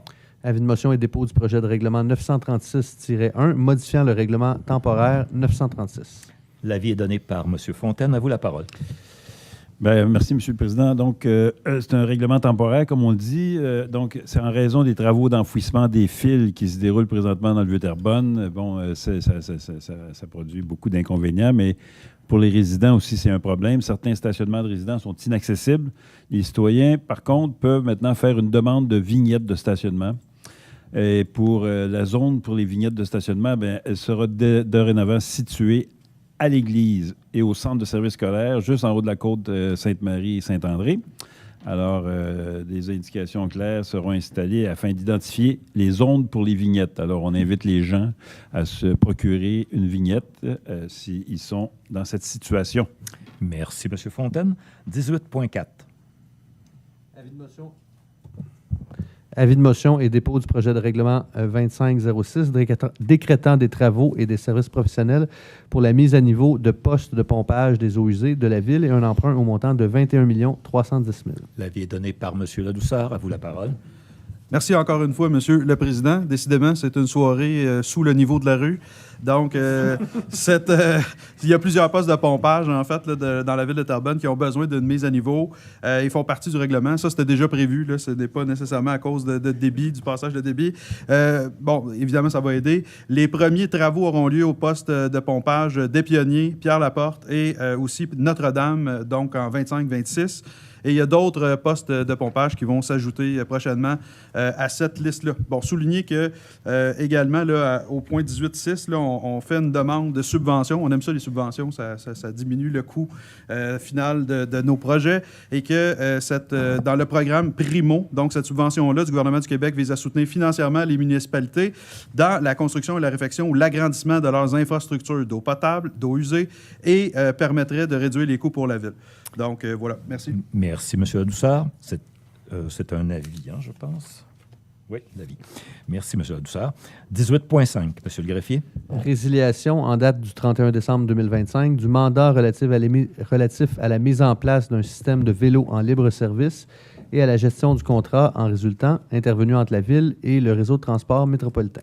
Proposé par M. Auger, appuyé par Mme Couturier. À vous la parole, M. Auger. Merci, M. le Président. Donc, ça peut paraître comme une mauvaise nouvelle. En fait, c'est une très bonne nouvelle pour les utilisateurs du service Bixi. Le contrat est cancellé avec Exo, mais on va faire affaire, la Ville de Terrebonne va faire directement affaire avec Bixi. Donc, on va sauver des coûts et puis le service va prendre de l'expansion très bientôt. On a eu peut-être jusqu'à la plaine, on ne sait jamais. Là. Il y a des vélos électriques maintenant. Là, donc, à suivre, à suivre. Merci, M. Auger. C'est adopté. 18.6. Mandat à la direction du Génie pour le dépôt d'une demande de subvention auprès du ministère des Affaires municipales et de l'Habitation dans le cadre du programme d'infrastructure municipale d'eau pour les travaux de mise à niveau des postes de pompage. Proposé par M. Berthiaume, appuyé par M. Ladouceur, c'est adopté. Au point 19, direction du loisir et de la vie communautaire, 19.1, M. le greffier. Autorisation du versement des subventions aux divers organismes dans le cadre de l'appel de projet pour le programme d'aide financière pour le développement, l'initiation et le soutien d'activités physiques sportives ou de plein air pour un montant total de 37 782. Proposé par M. Corbeil, appuyé par Mme Lepage. À vous la parole, M. Corbeil. Merci, Monsieur le Président. Donc, 6 organismes recevront une subvention afin de soutenir les nouvelles initiatives pour justement favoriser l'accessibilité de la pratique sportive pour nos jeunes de Terrebonne. Plus précisément, on a des activités de découverte de kinball récréatif, de l'initiation au sport de glisse, des prêts de vélos et d'équipements gratuitement, des cours de danse urbaine et afro-caribéenne, des ateliers de boxe pour les jeunes vivant des situations de vulnérabilité. On a des amateurs de boxe dans la salle, c'est bien. Et aussi des activités de culture physique mensuelles, extérieures, accessibles, encadrées et ludiques. Merci, M. Corbeil. C'est adopté. Au point 20... J'aimerais qu'on puisse refaire le point. Là, je ne suis pas sûr d'avoir bien compris. Au point 20, direction de l'urbanisme durable, à 20.1, ce sont des demandes de dérogation mineure. Il y en a 6 dont vous ferez la lecture et qui seront adoptées en bloc. Oui, 20.1A, dérogation mineure pour la dimension de l'entrée charretière, la réduction du nombre de cases de stationnement et le positionnement des conteneurs à déchets au 1825 rue Jean Monnet. B, dérogation mineure pour la hauteur d'une construction principale au 280 place du Milan. C, dérogation mineure pour la construction de 2 bâtiments accessoires liés à un usage institutionnel au 1565 chemin Saint-Charles.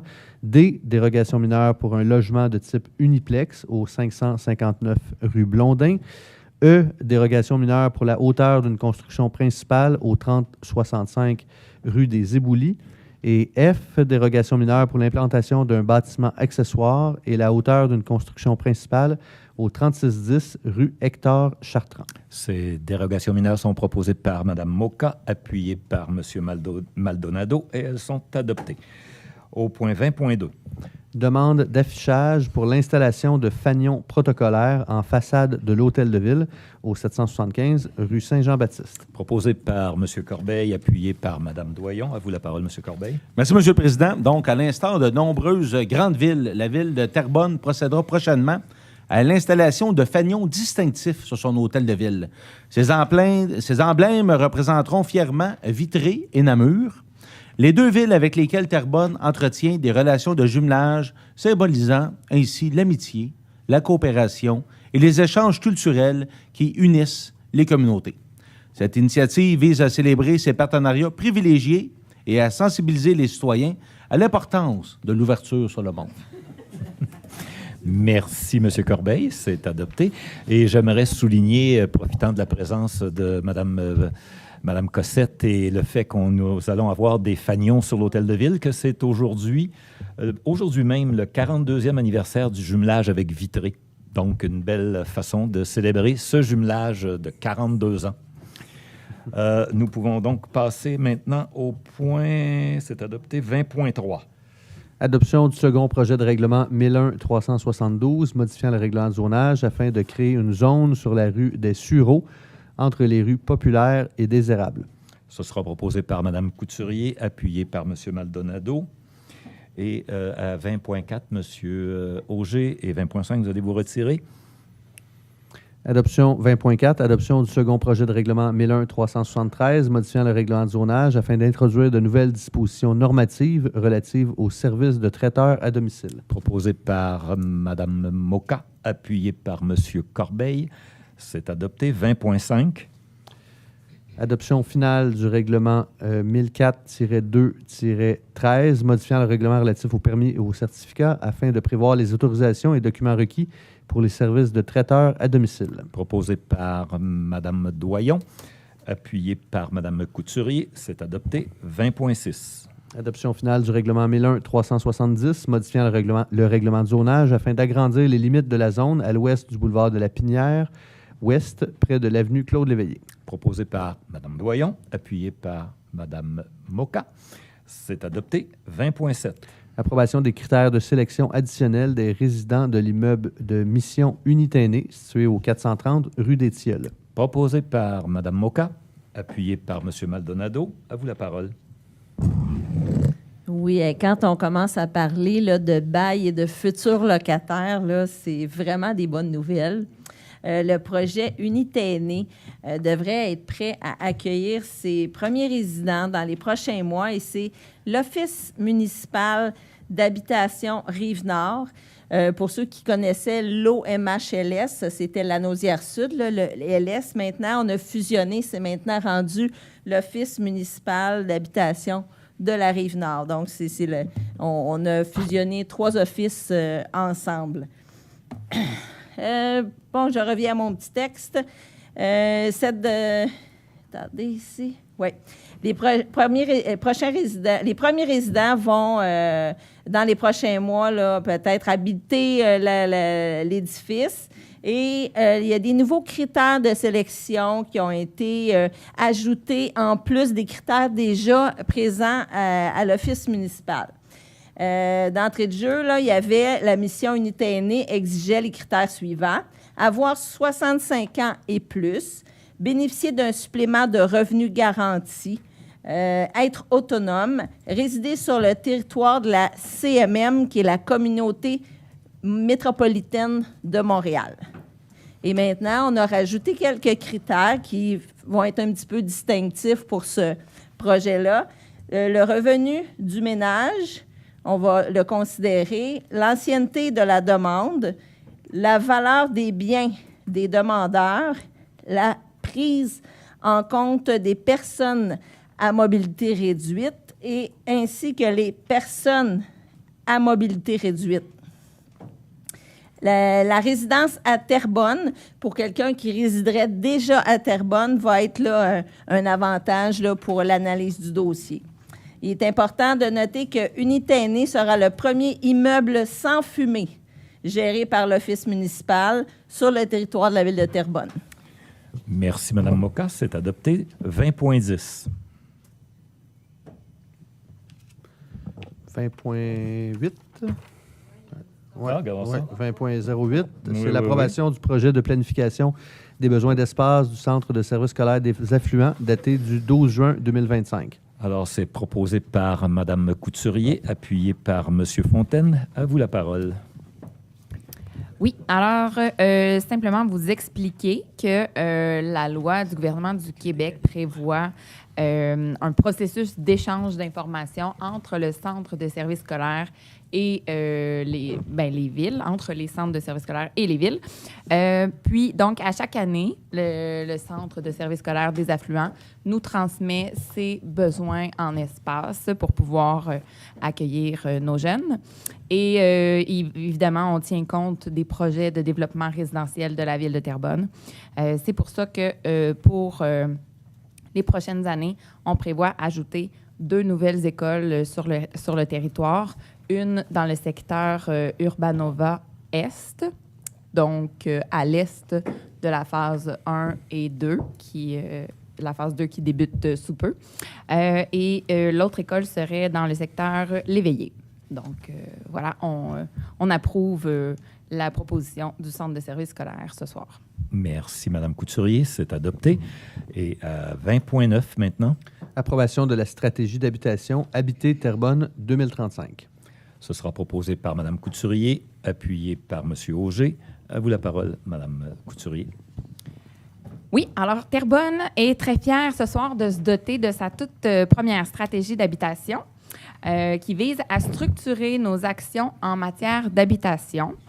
À l'instar de d'autres grandes villes qui font face à une crise du logement et à des taux d'inoccupation extrêmement bas, à Terrebonne, avec cette stratégie, on prend l'engagement de construire au moins 1200 nouveaux logements abordables, sociaux et communautaires d'ici 10 ans, dont au moins 20 % seraient à but non lucratif. Donc, si on résume, on veut rendre le logement plus accessible et pour ce faire, on s'engage à travailler en collaboration avec les différents partenaires de notre communauté pour trouver des solutions, pour créer des milieux de vie diversifiés, inclusifs, accessibles et durables. Merci, Mme Couturier. C'est adopté. 21, Direction du développement économique. 21.1, Monsieur le greffier. Approbation et signature de la promesse d'achat par Immeuble Promenade Terrebonne à la ville d'un terrain vacant situé sur le boulevard de la Pinière pour un montant de 510 000 pour un développement multirésidentiel. C'est proposé par Mme Doyon, appuyé par Mme Moka. À vous la parole. Oui, donc cette promesse d'achat va permettre au projet Lustra de construire les phases 4 et 5 situées sur de la Pinière, près des Seigneurs. Ces 2 nouvelles phases sont composées de 2 bâtiments chacun pour un grand total de 170 logements. Il va y avoir des stationnements extérieurs et intérieurs, aires de jeu et sentiers pédestres menant à une placette conviviale.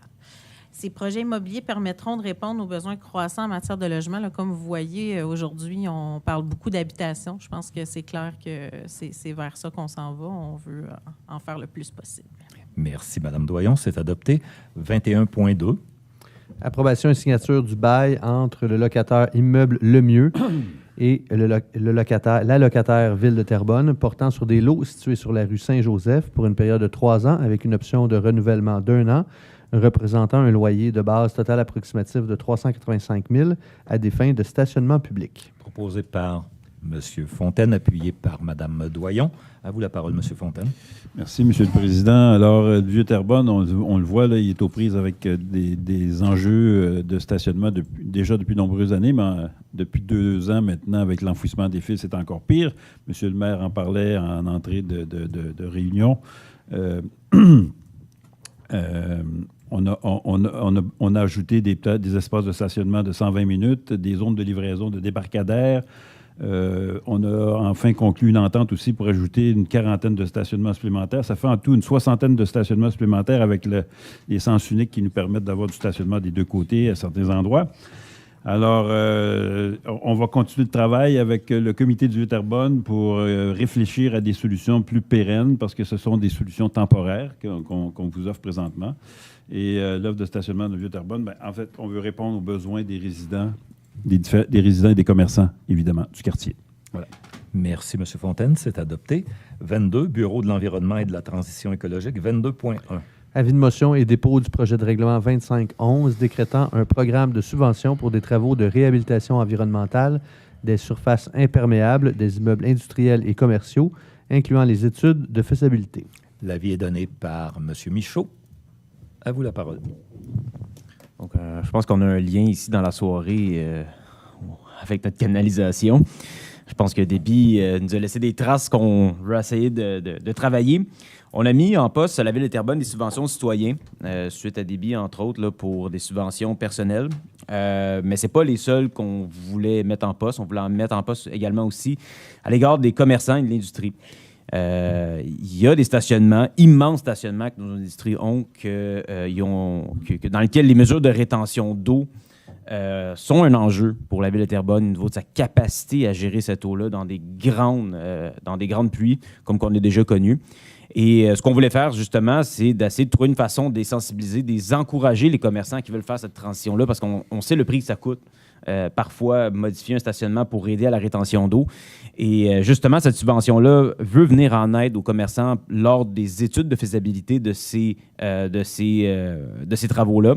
Et justement, dans le cadre que les travaux seraient réalisés, bien évidemment, c'est un remboursement qui peut aller jusqu'à 80 %, jusqu'à une concurrence de 12 000 $ et un remboursement jusqu'à 50 % du coût de la réalisation des travaux admissibles jusqu'à concurrence d'une somme de 50 000 $. Et il faut comprendre ici que cette subvention-là peut avoir un véritable impact sur la capacité à gérer nos eaux à Terrebonne. C'est pas pour rien qu'on le cible, c'est des éléments qui sont excessivement importants. Si vous regardez la section de Lachenay, par exemple, on partez de l'hôpital, Lachenay-S, jusqu'au Starbucks, Sonia, je dirais. C'est l'équivalent de 7 à 8 terrains de football d'asphalte. Il n'y a aucune rétention d'eau. Et ça cause un énorme problème pour les quartiers à Lachenay-S. Et justement, ces subventions-là visent à encourager ces entreprises-là à faire une certaine transition dans la gestion des eaux pluviaux, parce qu'au final, c'est tout le monde qui paye lors de ces conséquences-là. Donc, voilà. Merci, M. Michaud. Nous en arrivons donc au point 25, la période d'information et de questions des membres du Conseil. Je prendrai donc au fur et à mesure que ça s'affichera devant moi vos interventions, en commençant par M. Fontaine. Merci, M. le Président. Je voulais profiter de ce moment pour passer un commentaire en fait, donner des informations à M. Desormeaux sur le questionnement par rapport au projet de citation du quartier et des inconvénients que ça pourrait causer aux propriétaires de bâtiments. C'est un sujet qui était vraiment au cœur de toute cette politique du patrimoine-là aussi, parce que c'est important justement que ce ne soit pas les propriétaires des bâtiments qui supportent seuls les contraintes que ça peut amener, parce que la ville en entier va bénéficier de cette restauration-là, de cette protection-là, parce que ça devient une signature, ça devient un attrait touristique, il y a sur le plan économique, ça vient jouer aussi. Alors, dans ce sens-là, je veux juste vous mentionner que dans notre programme, dans notre politique du patrimoine, il y a un programme de soutien et de suivi pour aider les gens à comprendre comment on rénove puis pourquoi on rénove comme ça. Et aussi, il y a un programme d'aide financière qui existe déjà et qui sera adapté en fonction de cette nouvelle citation. Alors voilà, je voulais vous rassurer là-dessus. C'était aussi une de mes préoccupations, ça. Merci. Merci, M. Fontaine. M. Auger. Oui, merci beaucoup. Donc, moi, je vous parle de Pop ton été, après le grand succès de Pop ton été dans l'Ouest avec Jay Scott. Je pense qu'on a eu plus de 11 000 personnes. Donc, c'est au tour de Lachenay avec mes collègues, Sonia Leblanc, Marc-André Michaud et Michel Corbeil, de vous recevoir à Lachenay. Ça commence jeudi à compter de 18h30 au Parc des Vignobles. C'est un beau grand festival dans un beau grand parc. Donc, le site va ouvrir à 18h30 ce jeudi. C'est le spectacle de Steve Hill, un des meilleurs guitaristes au Canada qui roule sa bosse depuis très, très, très longtemps, un bon chanteur aussi. Et il va y avoir une animation de DJ qui va se faire avant et après le spectacle. Et il y a aussi des camions de rue et des rafraîchissements qui sont disponibles sur les lieux. Et vendredi soir, le site va ouvrir à 17h. Encore là, animation de DJ. Et là, il y a une belle programmation. Encore là, c'est des artistes professionnels incroyables avec Marie-Pierre Arthur en première partie à compter de 19h après le DJ. Et à 20h30, ça sera le spectacle d'Ariane Moffat que j'ai vu plusieurs fois. C'est une bête de scène. Ça va être une belle soirée chaude. Donc, encore là, ça sera suivi.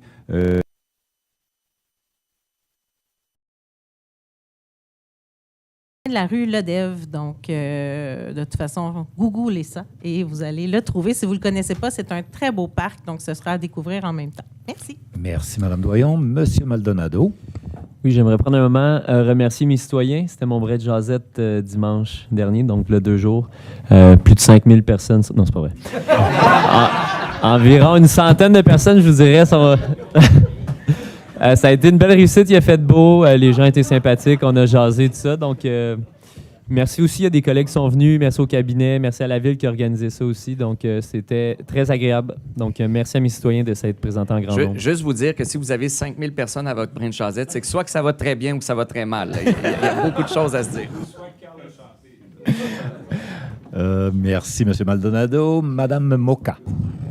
Oui, ma collègue Valérie parlait de sa corvée de nettoyage, mais la mienne, prochainement, dimanche le 3 août, c'est sur Émile Roy, où est la cour municipale là, de Terrebonne. Donc, vous pouvez avoir les détails sur le site web de la ville. Donc, la date, dimanche le 3 août. Et aussi, je vous invite à mon brin de jasette qui aura lieu le 16 août prochain. Donc, brin de jasette, là, tous les conseillers ont un petit moment où les citoyens peuvent venir donner des suggestions, parler un peu de comment ça va dans le quartier. Et c'est familial, là. Il y a un petit jeu gonflable, on sert des collations aux enfants, c'est sympathique. Alors, je vous invite, mon brin de jasette. Merci, Mme Moka. Monsieur Fontaine. Oui, Monsieur le Président, j'ai oublié, Monsieur Desormeaux m'a tout déconcentré. J'ai oublié d'inviter les gens à mon brin de jasette qui va avoir lieu dimanche qui vient, là, dimanche le 13 juillet à 10h30 jusqu'à 15h30. C'est juste 3 heures. C'est pas beaucoup. Fait que venez faire votre tour. Même si c'est pendant l'heure du dîner, vous amenez votre lunch, on a des tables à pique-nique, les enfants vont pouvoir s'amuser. Puis on va pouvoir jaser de... C'est où? Ah, c'est où? C'est en arrière du théâtre du Vieux-Terrebonne. Il y en a qui appellent ça le parc du souvenir, mais cet endroit-là a été nommé dernièrement le Clos des Feux Follets. Hein? C'est beau comme nom. Si vous voulez savoir pourquoi, venez me voir dimanche à partir de 10h30.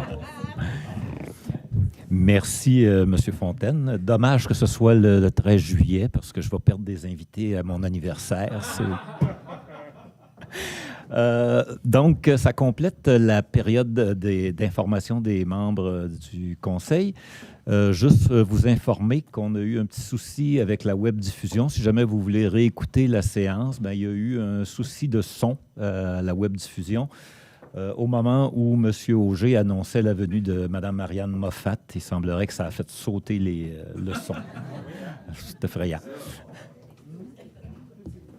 L'année passée, c'est Robert Charlebois qui a fait sauter au Parc des Vignobles. J'espère que ça ne sera pas un signe. Rendez-vous au Parc des Vignobles ce week-end. Donc, merci à tous. Nous en arrivons au point 26, où je dois vous informer que la prochaine séance ordinaire du Conseil se tiendra ici même à l'édifice Louis-Lepage au 754 rue Saint-Pierre à Terrebonne, le mardi 19 août prochain à 19h. Et pour la levée de l'Assemblée au point 27, ce sera proposé par M. Corbeil et appuyé par Mme Guarnieri. Merci à tous de votre attention et on se revoit le mois prochain.